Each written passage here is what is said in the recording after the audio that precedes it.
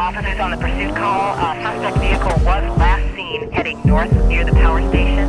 Containment will be set up ahead of his last known direction of travel. This call is still code 6. Handle on TAC 3.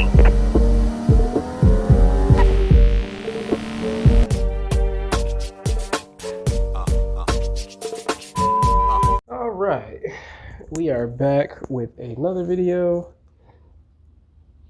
Fixing more problems on the S14. At this point, I might as well just call this rebuilding an entire S14 from scratch, because that's basically what we're doing. Or if you've seen the last video, you know why I'm saying that. But yeah, cool.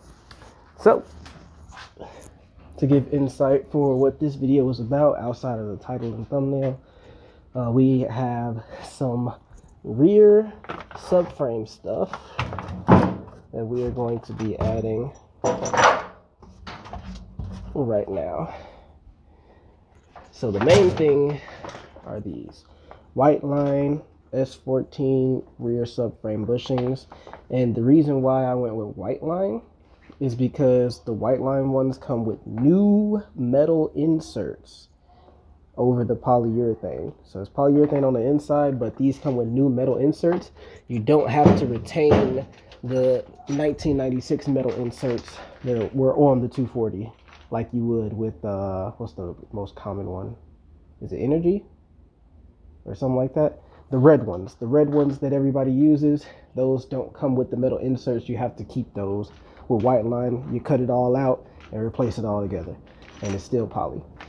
This is a toe lockout kit, so eccentric lockout kit. I got ISR performance just because the suspension is already ISR, so I figured it'll fit, and that'll help with the toe, because if you look down there, I'm missing one of the toe rings on that side, whereas on that side I have it. So I just got the full kit to help with that. Now, I'm going to be a little weary of this area because I saw a lizard over here and I lost sight of him. But I've never pulled the subframe on a car before. From what I know with the S14, it's pretty easy. It's the bottom bolt of the coilover. You have, of course, all 4 subframe bolts themselves. And then I think it's that bracket that the subframe is connected to. And I think once you undo all of that, plus the drive shaft, it's good to drop. Of course, you got to take off the calipers and just hang them somewhere. But yeah, I think after you do all that, it should be good to go. So I'm going to put this wheel on because I'm trying to maximize space back here.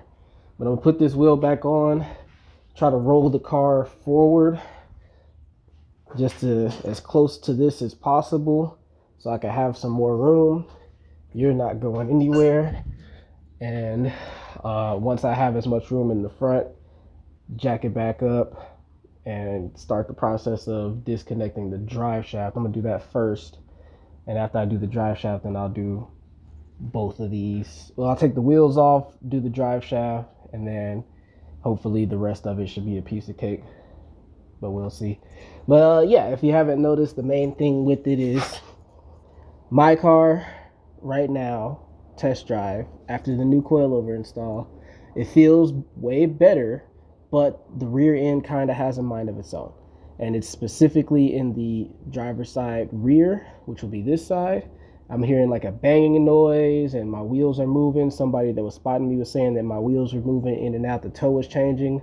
So that's why I got the lockout kit for the toe, and I'm really positive that if that is not the problem, it still needs to be fixed, because that is the worst sub bushing out of all 4 of them, and it just so happens to be on the driver's side in the rear, exactly where I'm hearing the banging noise come from. And I used to think that the banging was the battery bumping around, but now that I have a hard mounted battery, I know that that is not the case anymore. So it's literally something in here.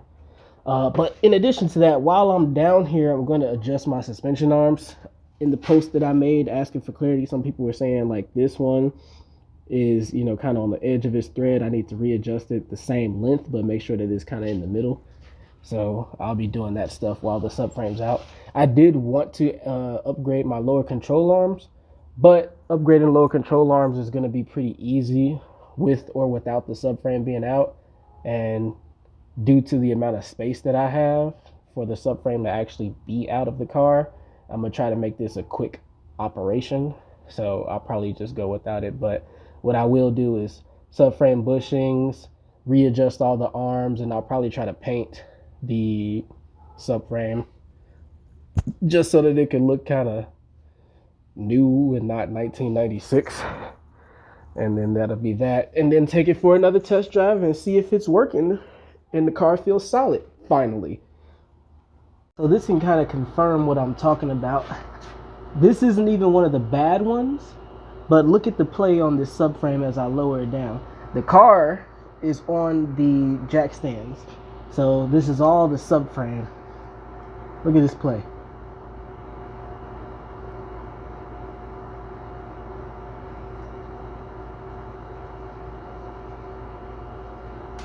Yeah, that's toast.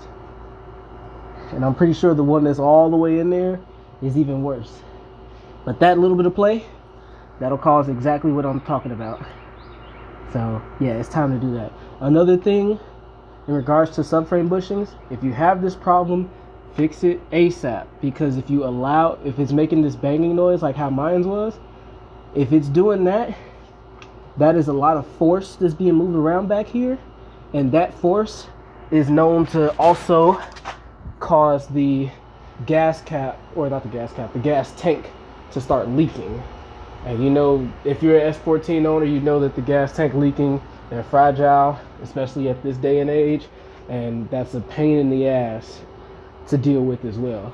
So fix it sooner rather than later, because I'm not really planning on going fuel cell right now, or at least not for a while. So I still need my gas tank to work. You see this? I did this, and I made life hard on myself. Don't put red Loctite on your drive shaft bolts. Now, when I first put this drive shaft in, I didn't use any Loctite at all. And when I came back and checked under the car for something else, my drive shaft bolts were loose.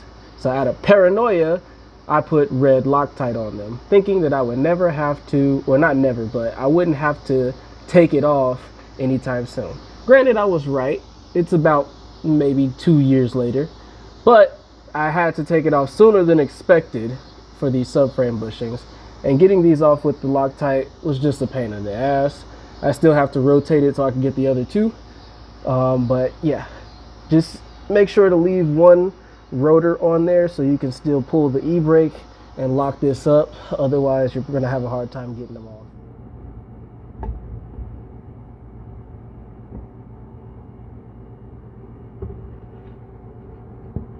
So just as a semi-step-by-step tutorial, I have gotten the drive shaft out.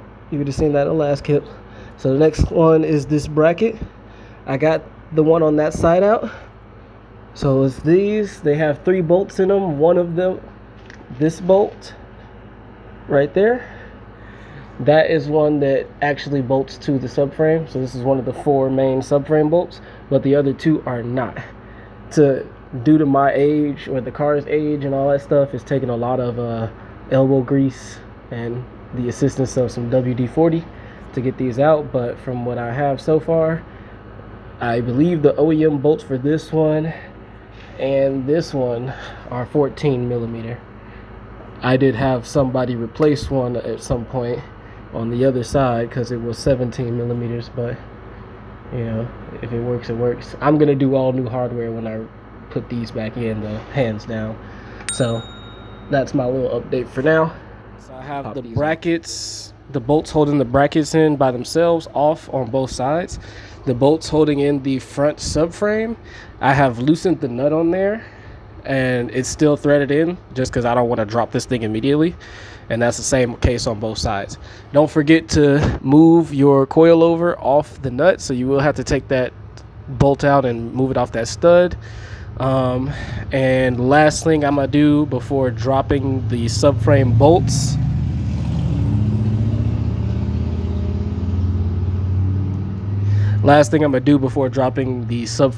themselves is, due to this e-brake running underneath this traction arm, I'm going to undo one side of the traction arm, lift it up so that when this drops, that can maneuver around the arm itself. But yeah, that should be it afterwards. So after I do these traction arms, then it's really just the 4 bolts that hold the subframe in, and this whole thing should drop down. So I had to do a little extra finessing on that side, because when I installed those arms, I put one of the bolts in backwards like an idiot. But this subframe should be ready to come out. The only things holding it in are the nuts that directly connected to the subframe. So I'm gonna go ahead and try to pull it.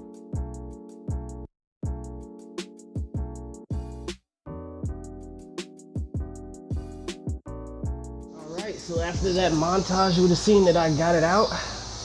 Here it is. The only thing that I got to say with like actually dropping the subframe is just slowly, you know, so make sure that the jack is supporting the differential before you take off the bolts. So make sure it's fully supporting it, and make sure that the jack is level, because it will start to move. And it's just like lifting weights. If you ever bench press something, you got a little bit too much on one side, it's going to sag like that or sag like that, and that can make it a little bit of a pain to get off. One issue I was having is that one kept hooking on to the stud, so I had to keep on maneuvering it to get it down there. Once I got it pulled back, I straightened it on the jack, but it was a little bit of an angle. But yeah, so we got these in, and just look at this. That's not supposed to happen. So that's one reason. This one wanted to come out too. I'm pretty sure if I kept at it, this will come up. There we go. So yeah, that's probably my issue. If I had to guess, that's probably what I had going on. But you know, now I got to fight the temptation, because if anything, this will be the best absolute time to build the rear end to support 1,000 horsepower. I mean, these are, from what I understand, these are stock S14 axles. This is a stock S14 diff, but it has been welded by the previous owners. The lower control arms are the only other thing stock outside of the hubs themselves, and I've done the ISR suspension arms for everything else. I do plan on replacing these lower control arms with Nismo ones, so that's in the future, but I don't need the subframe out to do that, so I'm not too worried about that. But it's more so like differential and axles. If I wanted to build this up, this would be the best time to do it. So it just depends on how long do I want the car to be down for. Differentials are expensive, axles are expensive, and I can guarantee you if I decided to go for that, it would take me months to save up to get one, if not both of these, before this is even in the process of going back together. I already have the bushings, I already have the lockout kit, but you know, for differentials and stuff like that, whole other ball game.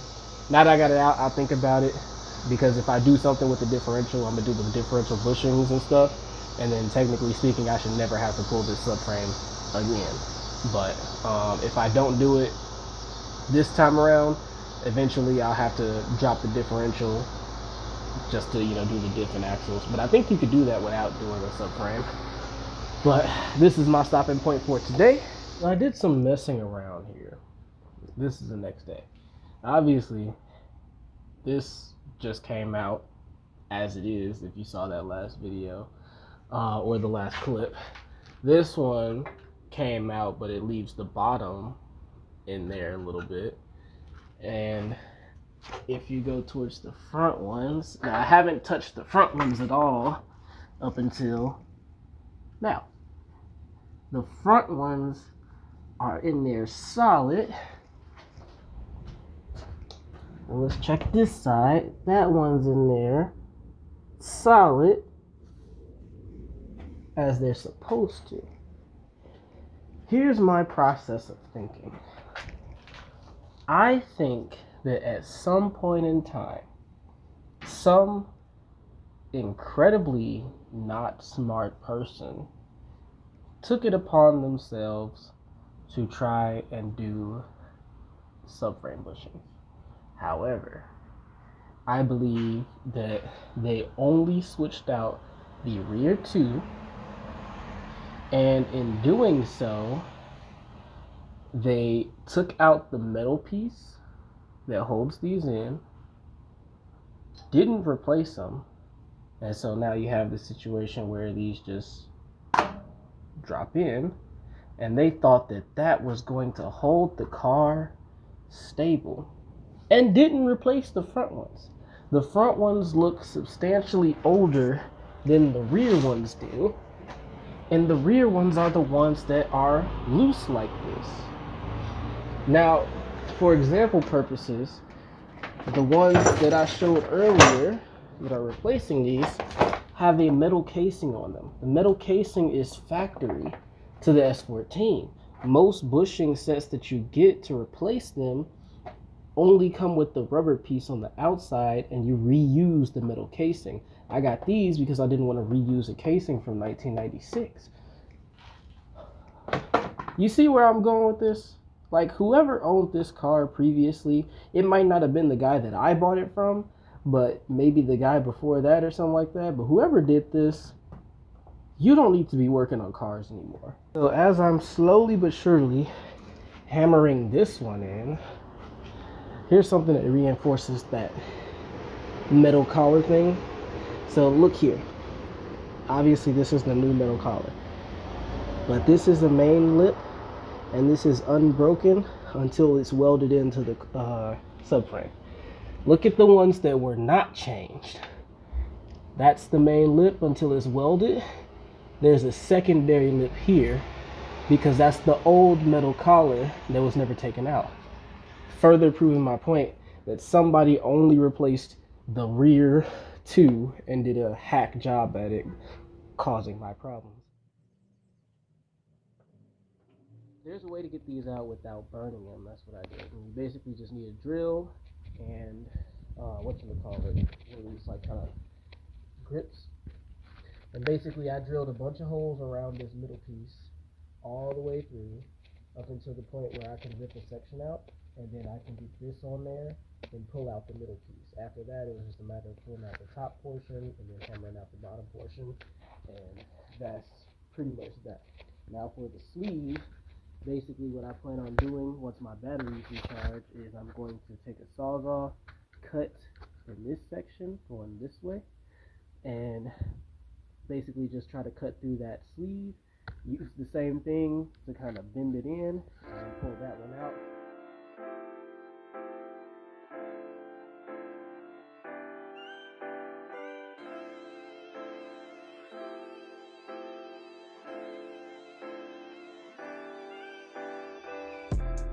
We got all of them in. The key to getting them in easy: freeze this, heat that, assembly lube, and a good smack, and it all go in. Alright, so I didn't film me putting these in, but they are in, and that is the toe lockout kit, the ISR toe lockout kit. Actually, I should probably tighten that down a little bit more.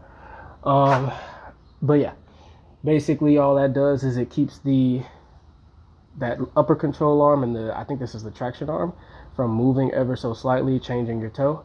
And I know this one was missing on the passenger side, but it's one on each side, and that one on this side was missing, but the inside one was still there. I don't know how much of a difference that makes, but on top of that, the previous or the old ones that I had, the factory ones, here, I'll just pop one out for you. Hopefully I grabbed a good example. I did not grab a good example, but some of these, the lockouts were seized. So like kind of like this one, you can kind of see how the groove that's for it is down here. Here, let's get that on. But you see how the groove that's supposed to lock it out is down there and it's slightly ajar? I was having that on a bunch of them, so I don't know if that contributed, but hey, it's new hardware, it's been replaced. I'm good with that. So Outside of the lower control arms, oh, I've also adjusted the alignment. So the side that doesn't have damaged over fenders, I've mirrored the measurements of these control arms to this side because it was different. When I first put these in, I just matched the length that the stock arms were at for each side. So if this side, if the arm that I took out was 16 inches, then I just made that one 16 inches and called it a day. But this time, the non-problematic side, I matched the measurements on the problematic side. So my alignment should be mirrored on both sides as well, in addition to the new lockout plates, so on and so forth. So yeah, outside of the lower control arms, this is pretty much ready to go back in. And with the differential and everything like that, I know that it's best to do this stuff, the differential and axles, while the subframe is dropped. I am completely content with dropping the subframe twice, because the main goal right now is I just want to get the car to work the way that it's supposed to. I want to be able to drive without hearing weird noises and weird bangs and bumps and weird inconvenient power problems and all that stuff. I'm just trying to get it on the road. I know that with this setup, I am going to change out the differential. When I do change out the differential, I'll change out all the bushings, and I'm pretty sure at the same time I do the differential, I'll do the axles as well. So it's all going to be done in one job. I am content with putting this back in the car, knowing full well that I'll have to pull the subframe later on to upgrade the axle and differential. I'm fine with that. I just want to make sure that the new subframe bushings and the arms fix the problem that I came here to solve first. Axles are like $1,300 plus shipping. Differentials are like $1,200 plus shipping. I don't have the time or money to do that and make a video within the next month or so. Like, if I dedicated my time to doing that, best believe there wouldn't be a video uploaded for maybe 5 or 6 months while I'm saving up to get both of those, and I ain't got time for that. I'm trying to drive this car. So there's that. But yeah, so next step, save up lower control arms, getting the Nismo ones, pop those in, pop this back in, call it a day. But I am going to tighten this one up now because I just noticed that it's different than that. All right, so I'm going to just drop in real quick at the end of the video and address something that I know somebody's going to comment on. So you see the gap here on the two rears? Well, that gap is the same on both sides. I measured it. It's exactly the same measurement. They both stop at the same exact point. I pressed it. You saw in the video I had the press on, and I hammered it, and I did everything, heat, cold, all that stuff, and it wouldn't go past this point. But on the bottom, it is flush on the bottom for both sides. I am going to put these back in the car because A, I can't get it to go in any further, and B, I've hammered it in to the point where I can't get it back out. I've tried to do the reverse and get it back out so I could try again multiple times, and I cannot get these out. So they are completely in there, and they're not budging at all. At least way better than the ones that came out. But yeah, it does kind of off-put me. I don't know if they're meant to be obscure like that. I mean, those are flush, but I don't know if it's meant to be obscure like that. But as long as it works, it works. And I'm gonna leave that at that. But yeah, I'm gonna break this up. This video is getting kind of long, so I'll be doing the lower control arms and the reinstall and the test drive all in the next video. Definitely got to do the lower control arms now because I noticed that boot down there for that ball joint is torn. So I'd rather replace that before I do the test drive. So yeah, I'll just say like, comment, subscribe, follow the build, and until next time.